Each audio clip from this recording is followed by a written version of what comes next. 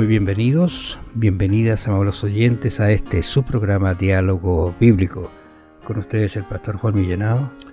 Muchas gracias. Muy bienvenido, y que les habla Raúl Medina. Esta semana vamos a estudiar el tema, la lección de historia de Moisés.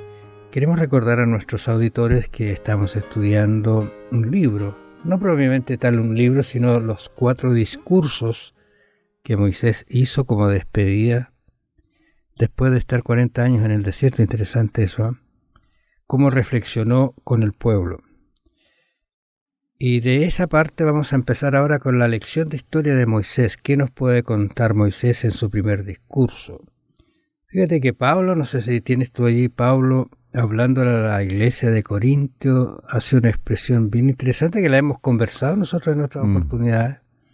1 Corintios 10, 3 y 4. Dice así: y todos comieron el mismo alimento espiritual, y todos bebieron la misma bebida espiritual, porque bebían de la roca espiritual que los seguía, y la roca era Cristo. Mira, cuando uno escucha este texto, quizás yo lo he leído varias veces, pero en el contexto de lo que estamos conversando, en la historia de Moisés, tiene un significado realmente extraordinario. Todos, dice todos, nadie quedó fuera. ¿Y por qué algunos quedaron fuera de Canaán? Esa es la pregunta que uno podría hacerse, ¿no te parece?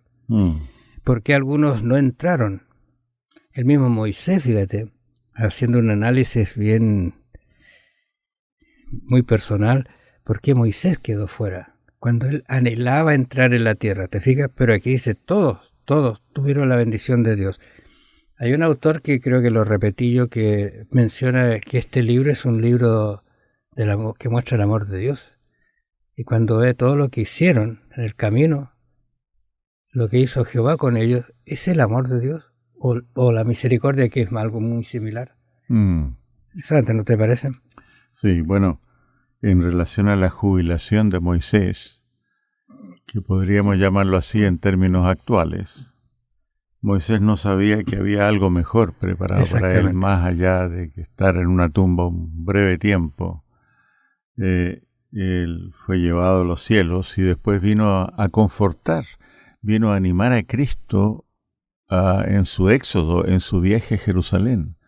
De manera que siempre el Señor tiene algo mejor, aunque nosotros no lo entendamos, no lo comprendamos.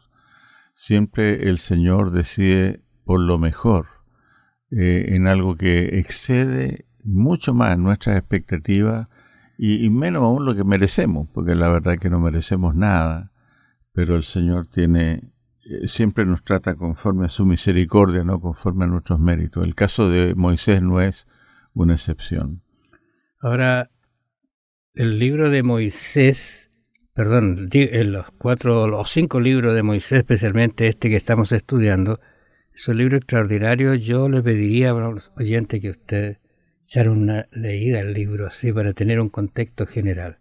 La verdad que quizás busque algún comentario para que vaya adecuándose a los discursos que tiene él allí los 4 discursos que tiene. Incluso algunos autores piensan que son 3 discursos y después una despedida, pero en realidad nuestro comentario bíblico acepta la idea de 4 discursos que tienen una introducción en el libro y que tienen un final que yo me imagino que lo redactó de alguna manera Moisés en algún momento, o lo redactaron, porque cómo se puede contar una historia de lo que pasa al final del libro, que entre paréntesis me emociona mucho ese momento también, que Moisés delega, entrega y se va a descansar.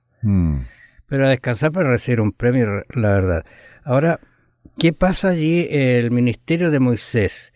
Allí en Éxodos 32, 29 hay un relato que ya nos podría poner inquietos quizás a nosotros, ¿no es cierto?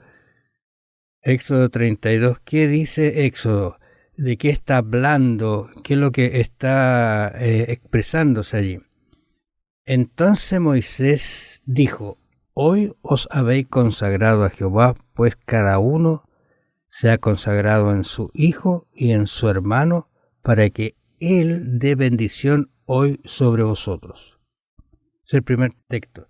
¿Qué está hablando Moisés aquí? Y aconteció que el día siguiente dijo Moisés al pueblo, vosotros habéis cometido un gran pecado. O sea, comienza, fíjate lo que dice la consagración, pero luego él está contando la historia. Pero aquí en Éxodo está sucediendo. Al siguiente día, ¿no es cierto? Vosotros habéis cometido un gran pecado, pero yo subiré ahora a Jehová, quizás le aplacaré acerca de vuestro pecado. Claro. Bueno, tú ves este vaivén, este sube y baja, un pueblo que se consagra, un pueblo que peca gravemente. Esto es encapsula la historia del pueblo de Israel en todo el Antiguo Testamento, donde hubo renovados acuerdos con Dios y duplicadas transgresiones de esos pactos, ¿no? Pero hay una cosa permanente, el pueblo que fue infiel, Dios se mantuvo fiel siempre, amando a este pueblo. Como leímos en el texto, ¿no es cierto?, que todos comieron el mismo alimento espiritual y todo aquello que leímos ahí en 1 Corintios 10, 3 y 4. Es interesante que la provisión de la bebida fue hecha cuando comenzaron su viaje en el Éxodo y otra gran provisión cuando terminaron. Bueno, y por supuesto entre medio, ¿no es cierto?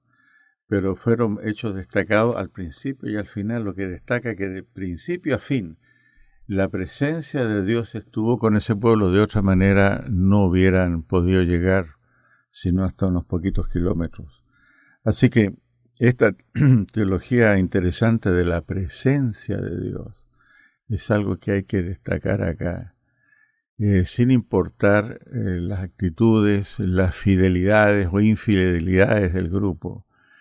Sabemos que siempre hubo un grupo fiel, un remanente fiel, al cual Dios siempre observó y al cual siempre amó y condujo.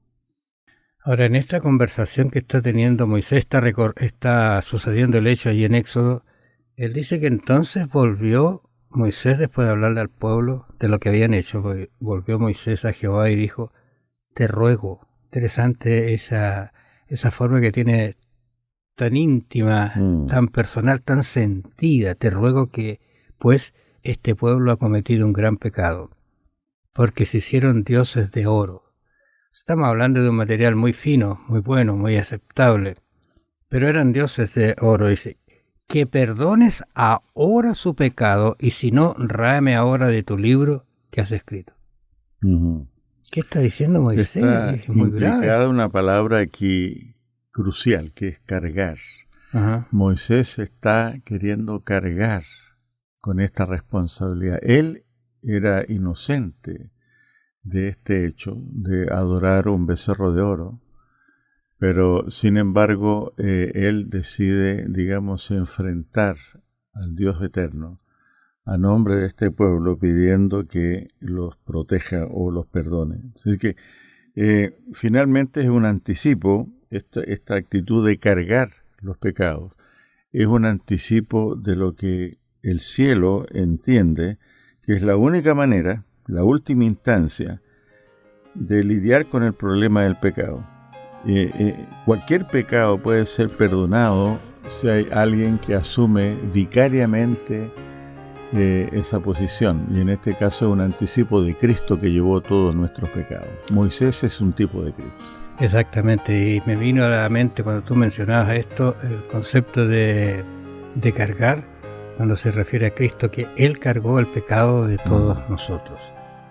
Amables oyentes, gracias por su atención. Nos vamos a encontrar mañana. Bendiciones.